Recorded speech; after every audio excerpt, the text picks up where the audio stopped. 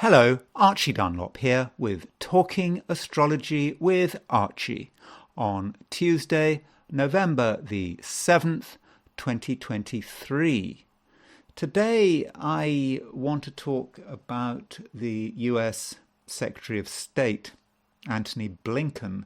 I have talked about him before, but I want to talk about him again. He was born on April the 16th, 1962, and I don't have a time of birth for him, which is kind of unfortunate. The question I want to ask in terms of looking at his chart is, why is he such a disaster?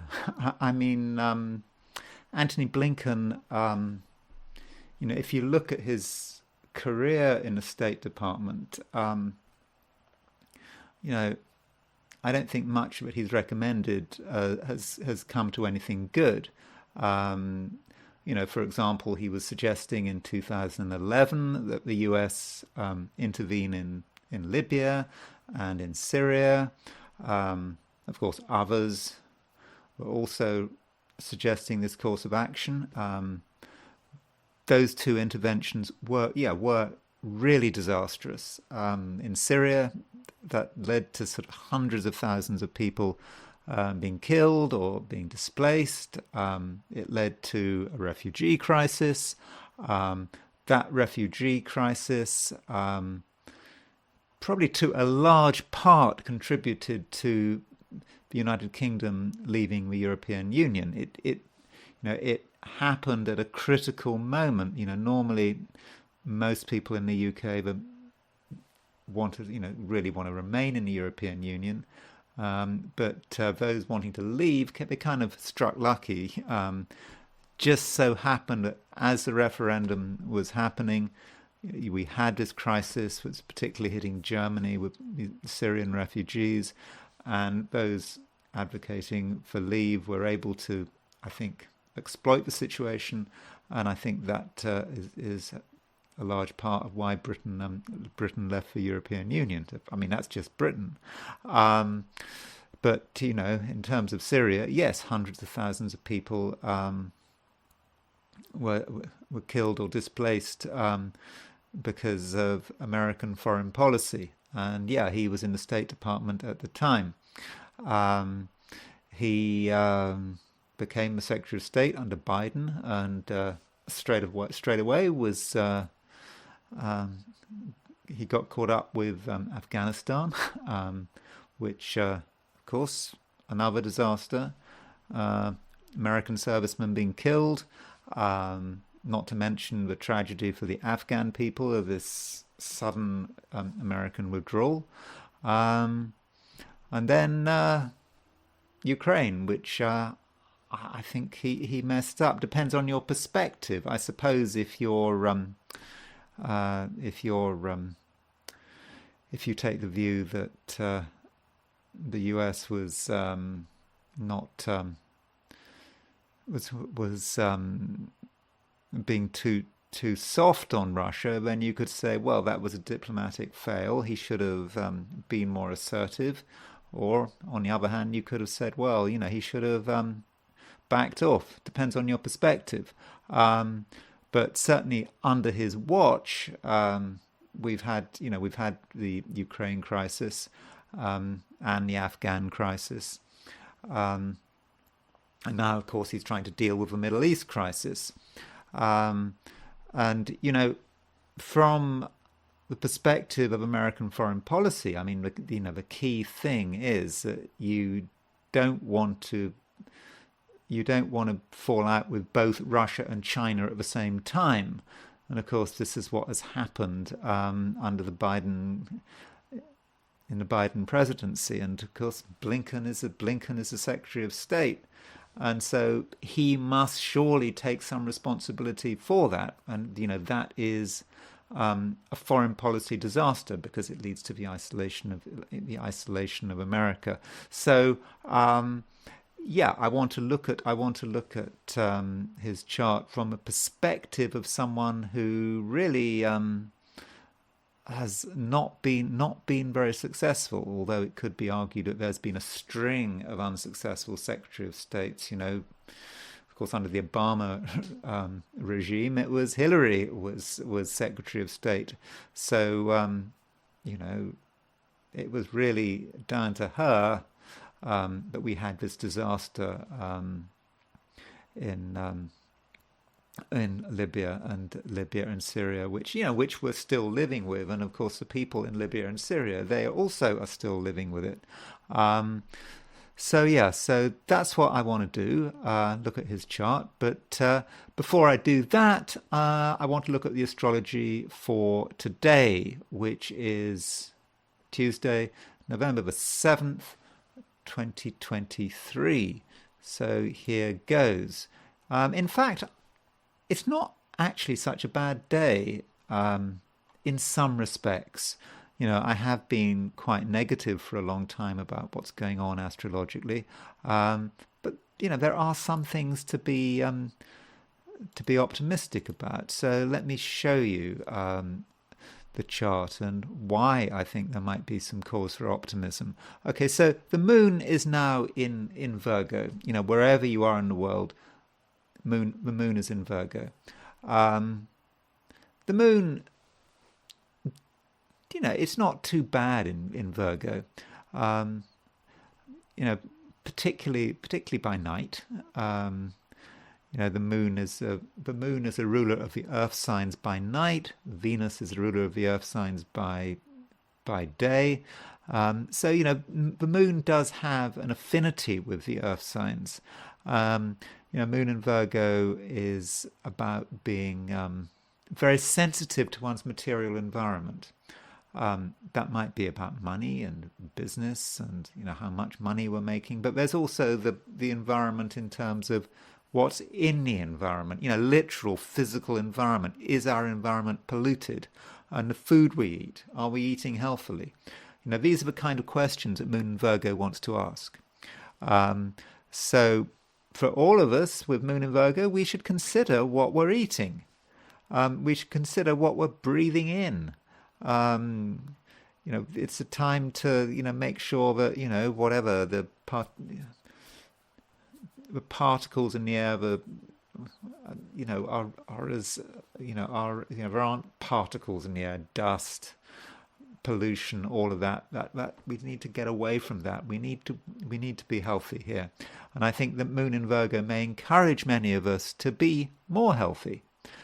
So that's something we can concentrate on.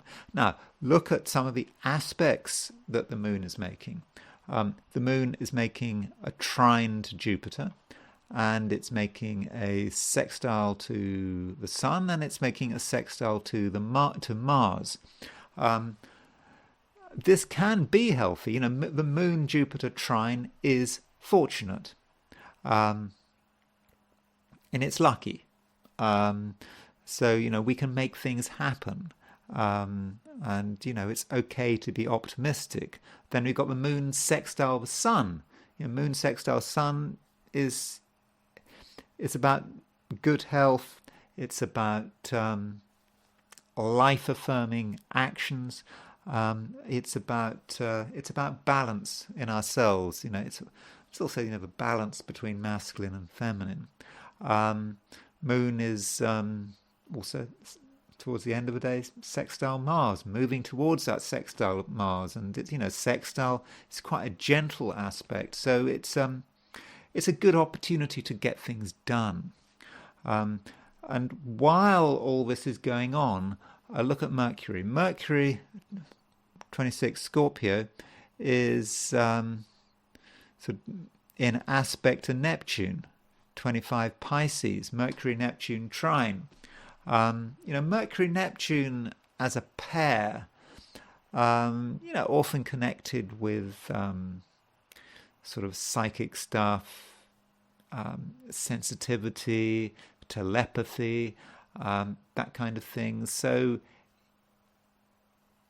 assuming telepathy exists, assuming we can actually experience telepathy, now might be the time to do it. Mercury in Scorpio, trine Neptune in Pisces, water signs, we can start really picking things up. And that's, not just thoughts. Well, in fact, picking up people's thoughts is really quite difficult. It's usually easier to pick up feelings. So that's something we can do. And because it's Mercury, we can articulate the stuff we pick up. I suppose that's the skill of a psychic, isn't it? The psychic is supposed to be able to pick stuff up from the other person and then articulate what they feel. Of course, most psychics are pretty deluded, or they use body language. They use whatever cues they can get. But, Mercury, if you're a psychic and you've got Mercury trine Neptune, whatever techniques you use to make your predictions or to tell people about their fortunes, to get people in touch with dead relatives, whatever, Mercury trine Neptune is going to help. Of course, Neptune is a planet of deception. So if you want to deceive people, Mercury trine Neptune, it might help. So bit of a two-edged sword, Mercury trine Neptune. It's not good to deceive people, of course. It's certainly bad karma. But unfortunately, Mercury trine Neptune could be abused in that sense. So as far as other things are going on, as I mentioned yesterday, it's the astronomical Halloween. And what I mean by that is it is a point today when we are halfway between the autumnal equinox and the winter solstice. I mean, if we're in the northern hemisphere. So we're halfway there. Hence what I'm saying about it being the astronomical Halloween, because Halloween is approximately halfway between the autumnal equinox and the winter solstice. But if you want the exact halfway point, it is today. And as I discussed yesterday, there is bit of a problem there, because this is the chart for the exact moment that the sun is at 15 degrees 0 minutes Scorpio.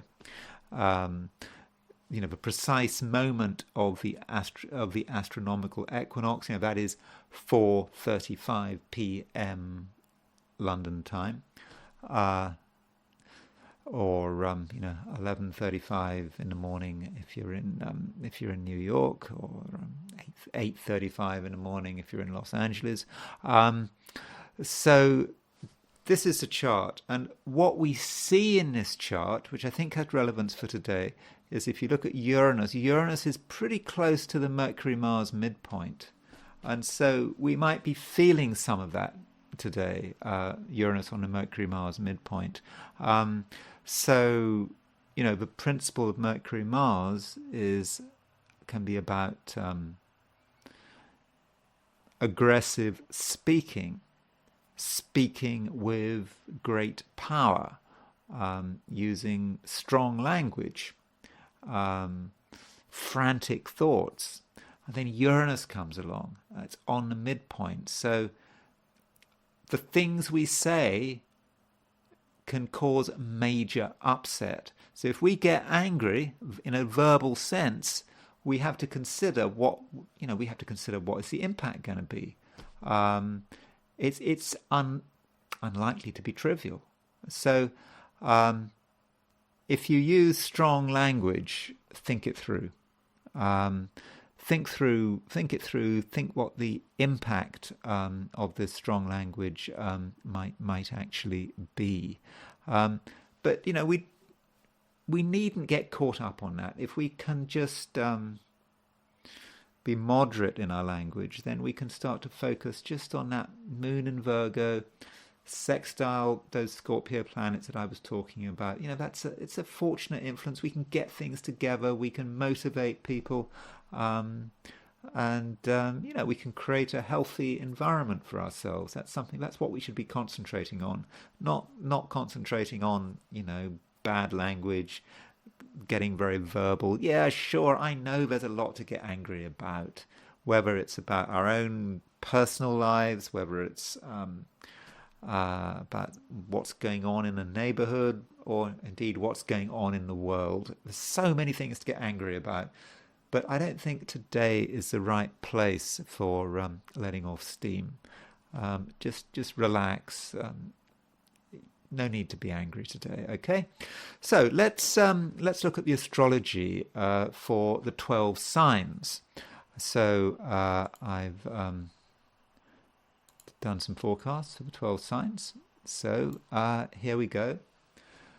These are my forecasts for the 12 signs for today, which is Tuesday, November the 7th, 2023.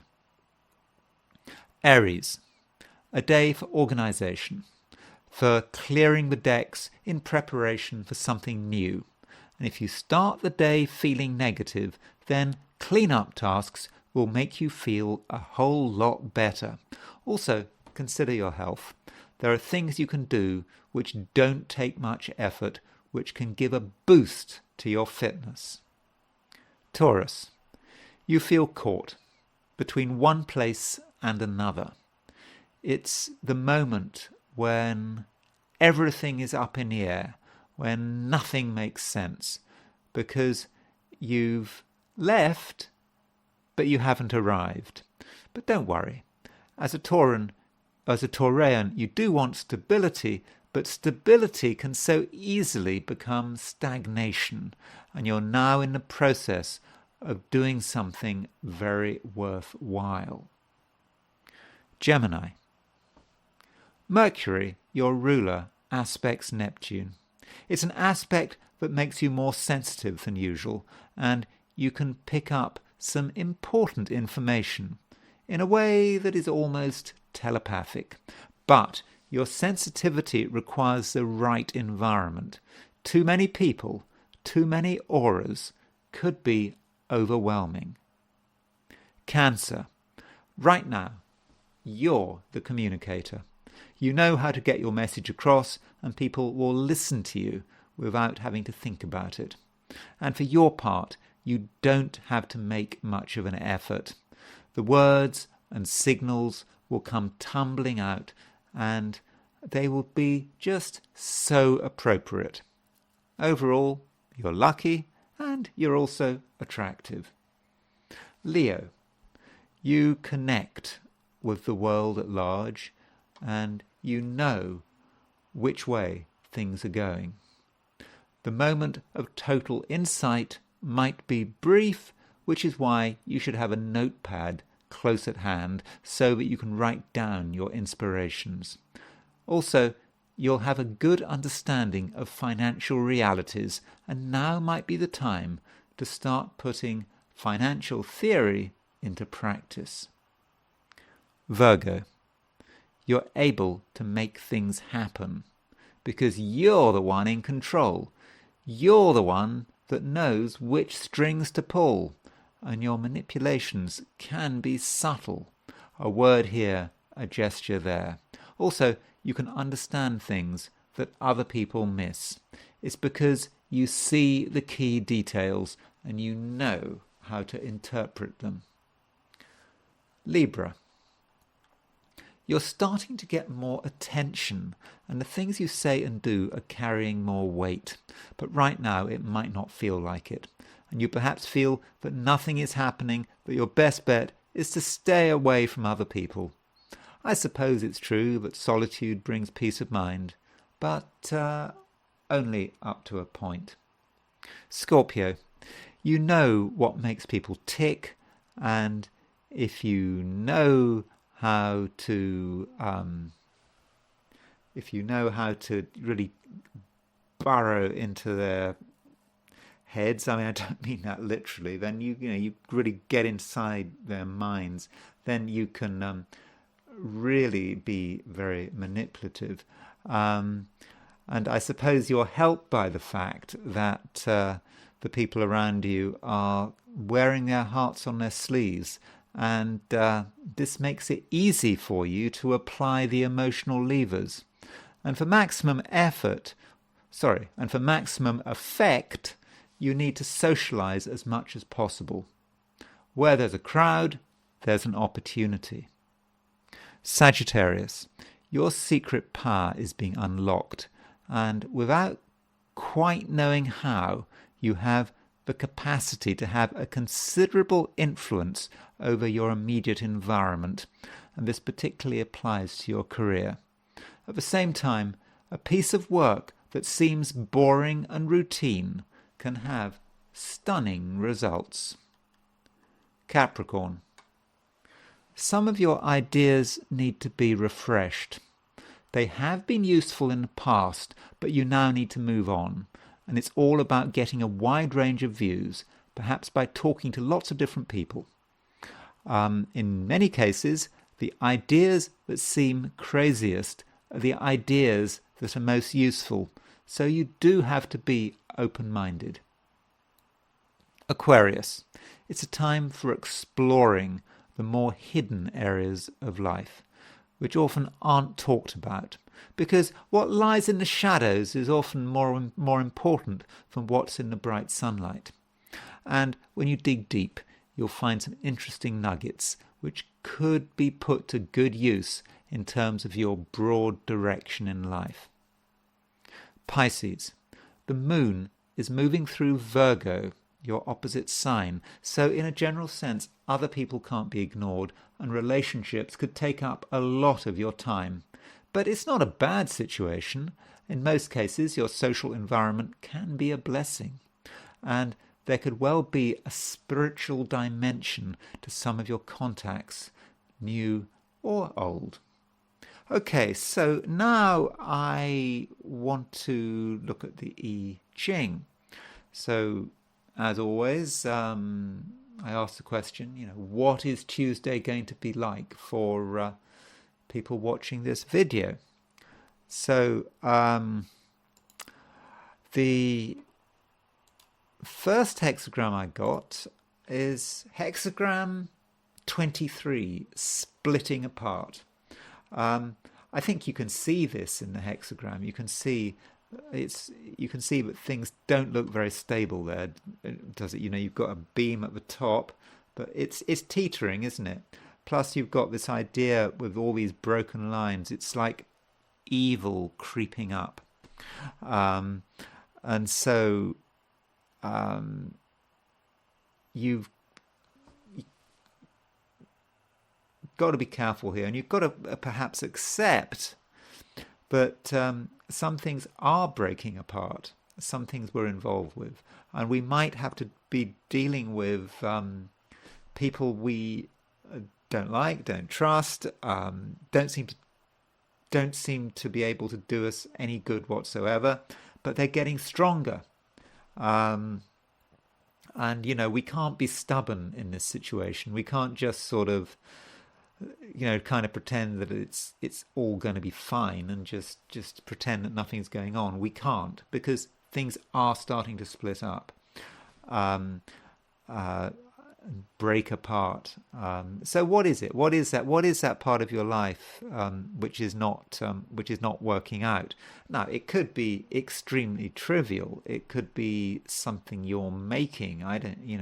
It could be something breaking up in the microwave oven, or it could be some small structure or something you're working on in your garden or yard or whatever, and it's just literally breaking apart. So it could be completely literal, but something is breaking apart.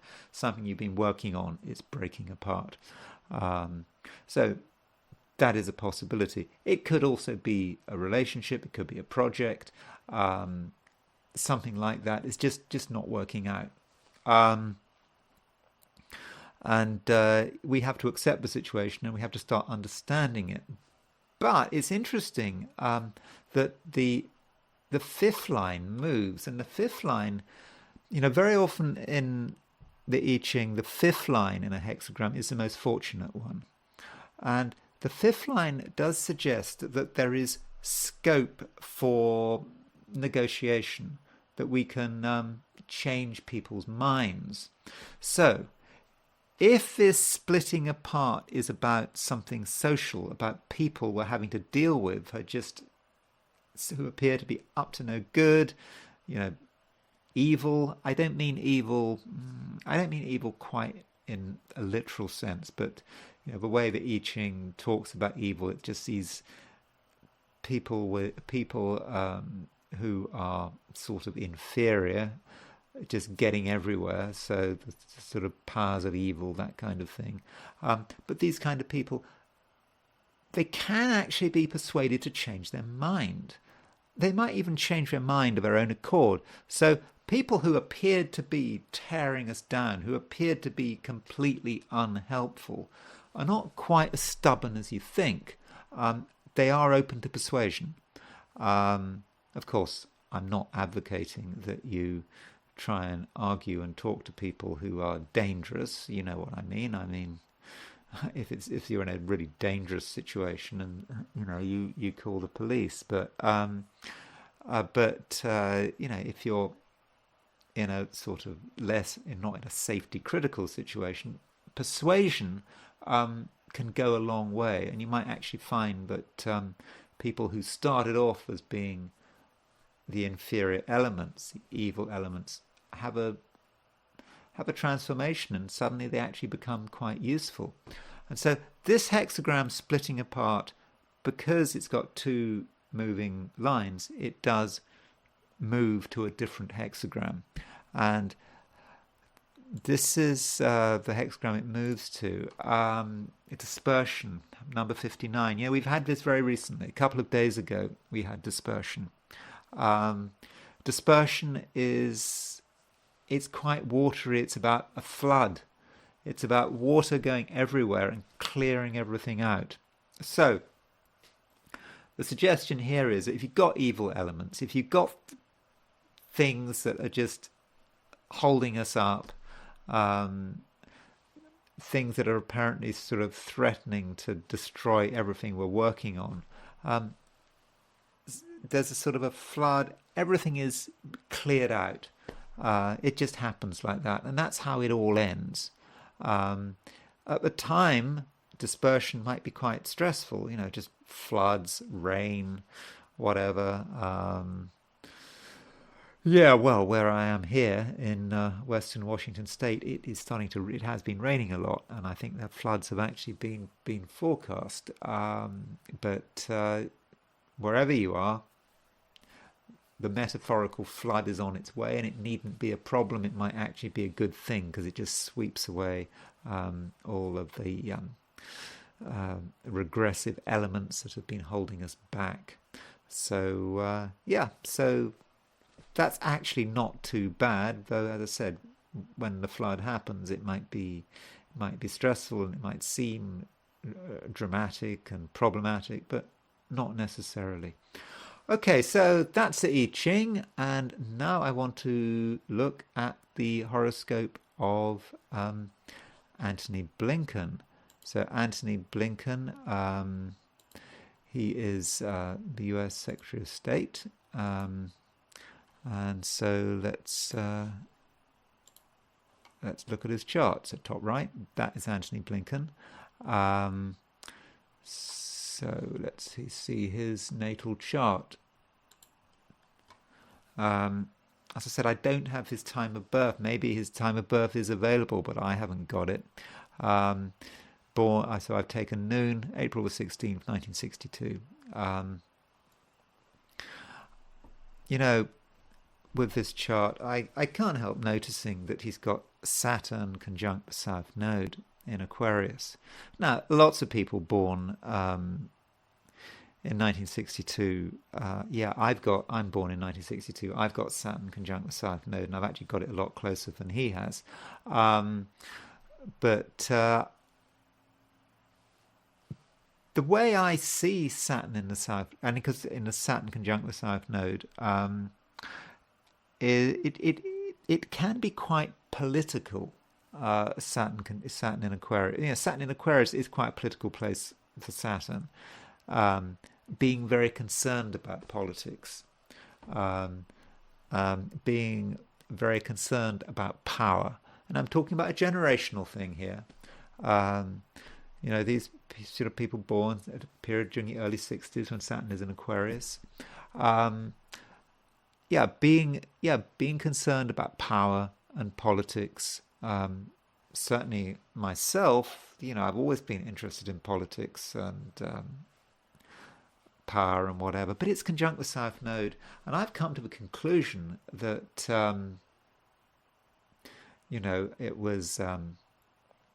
it's the line of least resistance for me. You can tell maybe in this YouTube channel. Here's some self-criticism coming on. You can see that I'm quite concerned about politics. I'm supposed to be talking about astrology, but I keep talking about politics.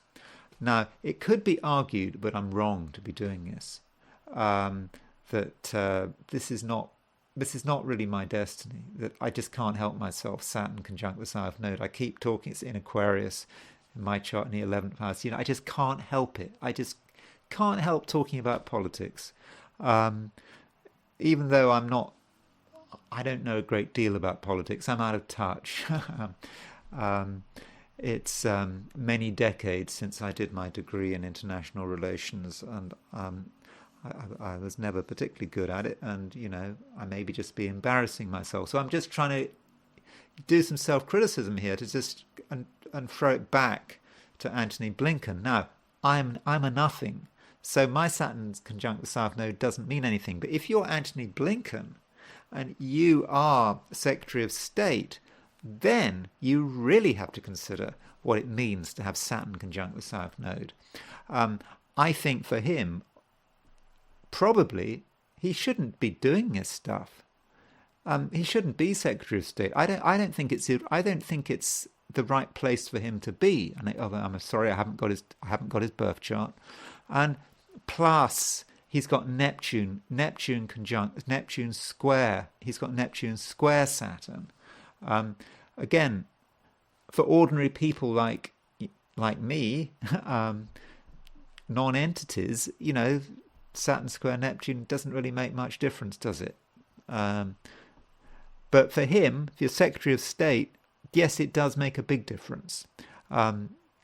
He has been hit by what was going on in the early 60s, Saturn square Neptune. And yes, he's obsessed with politics. He's obsessed with, the big and international politics. He's been doing this pretty much all his life, and his father was U.S. ambassador, I think, to Hungary. So it really is a past, and he can't help himself. But it's square Neptune, and that square Neptune suggests to me that him, as a representative of his generation, doesn't really know what he's doing. He's just confused.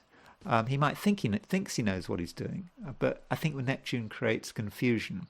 So by looking at Neptune square his Saturn South Node, I'm sort of not really looking at him as a human being. I'm just looking at him as a sort of an instrument of the cosmos, because really that's what politicians are.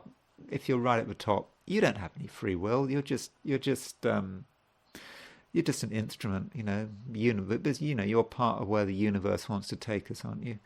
But I suppose that's a contradiction. But then we do have free will, and then I can criticize him, can't I? But I actually think he's going against his own destiny there. So that's Neptune square Saturn. The confusion and the ability to misunderstand a cue, misunderstand what's going on in the world, is repeated somewhere else, and it's the fact that he's got a Sun-Mercury conjunction in Aries. It's quite a close Sun-Mercury conjunction. His Sun in Aries, 2613. Mercury is at 2654 Aries. So yes, Mercury is moving away from the Sun, I think. or did it go? Is it about to go retrograde? No, I think it's not. So Mercury is moving away from the Sun, but Mercury is damaged by the Sun. Now, it's true that Antony Blinken is, highly intelligent man, but that doesn't mean he can't be affected by having Sun-Mercury conjunction. Intelligent men can be deluded. The Sun in Aries, that is a great place for the Sun. Sun in Aries wants to take the initiative, wants to take the action, wants to be the man in control, wants to advocate for stuff like, I don't know, intervening in Syria, intervening in Libya. Go for it. And Mercury is common sense. It's thinking about it logically. Is that really the right thing to do? But the Sun just blasts it away. The Sun, Mercury just can't see the big picture. Mercury can't work out what's going on, and so Mercury gets short-circuited by its proximity to the Sun. And so that Sun conjunct Mercury may be the signature of a man who makes mistakes, who can't see past his own ego, who can't see past his own desire to take action. And then you see that he's got Uranus trine the Sun. Yeah, go for it. That's him. I think that's what he kind of wants to do.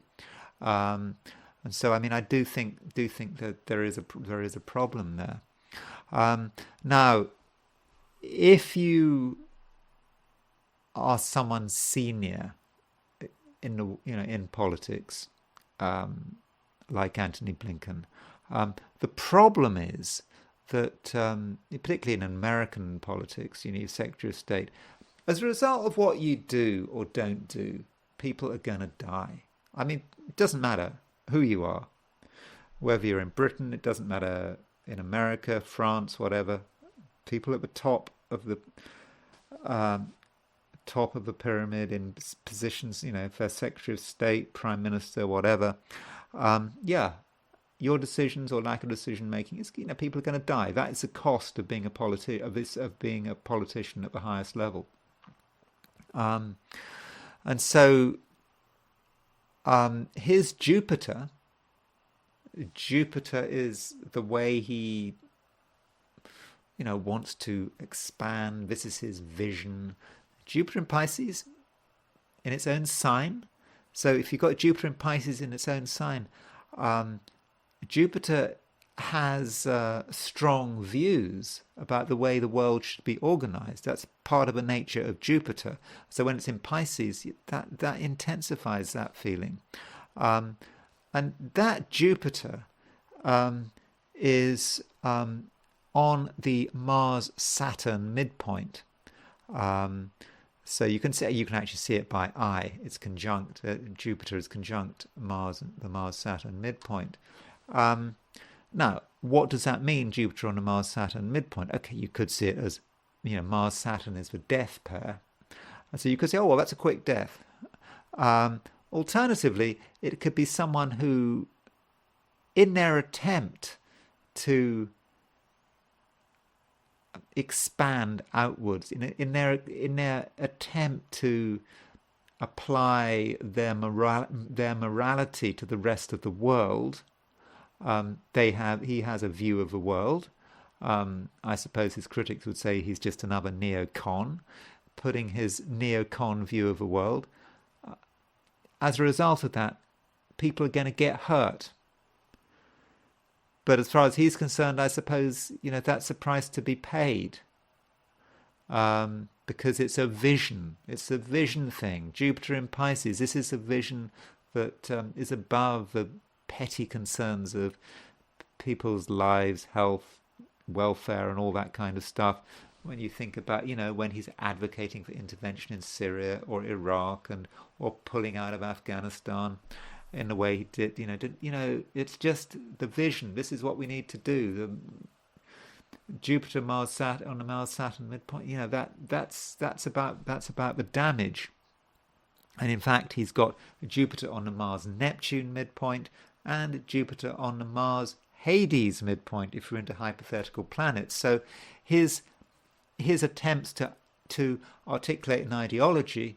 As a result, people can get hurt. And of course, when you become Secretary of State, when you start following a neocon ideology, and your decisions really matter, yeah, people get hurt. That's unfortunate, and especially when you've got Jupiter on the Mars-Saturn midpoint. So as far as what's going on in his life right now, we could look at his solar arc directions. So these are his solar arc directions for now, for early November 2027. Sorry, it's not 2027, it's 2023. Early November 2023. So this is when we move all the planets in his chart by, he's 61 years old. We move every planet in his chart 61 degrees because it's solar arc direction. And so born on it, that means we look at the positions of the planets, certainly the Sun for June the 17th, 1962. But these are solar arc directions, they're not secondary progressions. So do these secondary progressions hit anything? Well, what I notice is that solar arc directed Uranus is at a 2554 Libra. Now,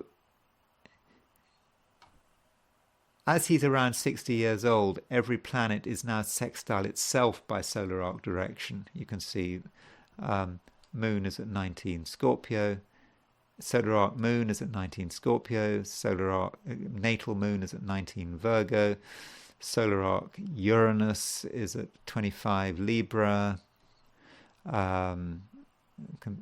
natal Uranus is at 26 Leo. So everything is sextile each other. That happens when you're about 60 years old.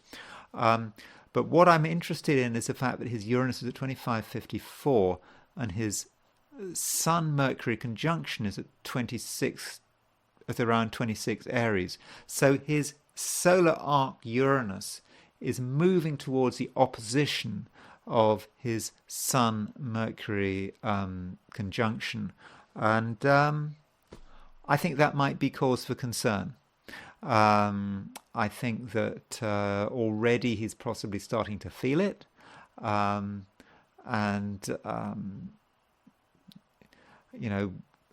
It's about sudden shocks. And as time goes on, there are going to be more and more of these shocks, perhaps. And perhaps if he stays on as Secretary of State, he is encouraging these sort of shocks to America. I mean, I suppose, the Hamas invasion of Israel was a bit of a shock. But, what is the next shock? What is the next big shock coming for Antony Blinken? Because something's coming. Okay, it may be nothing to do with politics, nothing to do with the world, just something, something going on in his life. I don't know. But given he's Secretary of State, and he stays as Secretary of State, then that might be it. Of course, if you are a supporter of Donald Trump, you might say, well, it's the end of 2023, so what happens at the end of 2024? In about a year's time, that's when Blinken's solar arc Uranus is going to be on his really starting to hit his Sun-Mercury conjunction. That's going to be about the time of the election. Maybe the big shock there is going to be the Democrats losing. But that's not an official prediction. I'm just speculating there that Blinken's Uranus opposition his Sun Mercury might be a sense of absolute shock that his party that has lost, and that maybe Trump's going to be president again. I mean, that would be, for someone like him, would be a major shock, wouldn't it? So that's a few a few things. I suppose I'll just quickly look at what was going on at the time of the attack. I'm not saying anything, so when the October the 7th attack, just seeing what kind of transits he was experiencing. Remember, but we don't really have his time of birth. But we do get something, because when the attack happened on October the 7th, Mars was at 2637 Libra, and it was opposition his Sun Mercury conjunction. Now, are you seeing what I'm seeing? Because if you look at it, just go back to the solar arc directions. The solar arc directed Libra was at solar arc directed Uranus right now is at around 25 Libra. So at the time of the attack, Mars was rolling over his solar arc directed Libra. His solar arc directed Uranus. So Uranus is a fairly long-term direction. Solar arc directed Uranus, long-term, hitting his Sun Mercury, and then Mars was coming along to trigger it, and that trigger was, when Mars was hitting his Sun Mercury, was hitting his there we go. So when Mars was there, 2637, hitting his Mercury, hitting his Sun, Mars was rolling over the solar arc directed Uranus. So I think that kind of fits really well, and perhaps that's a warning. Whenever we see something at 26 Libra, 26 Cardinal, that might be when we need to consider looking at what might be going on in Antony Blinken's life, and from a foreign policy perspective, it might be something important. Okay, that's all I'm going to say about Antony Blinken. As you can tell, I'm not a fan. He and just so many other people like him in the State Department, it's like, I don't know, they don't seem to be very good at their jobs. You kind of think, that the Secretary of States of the previous generation, you look at Kissinger, Kissinger knew that you don't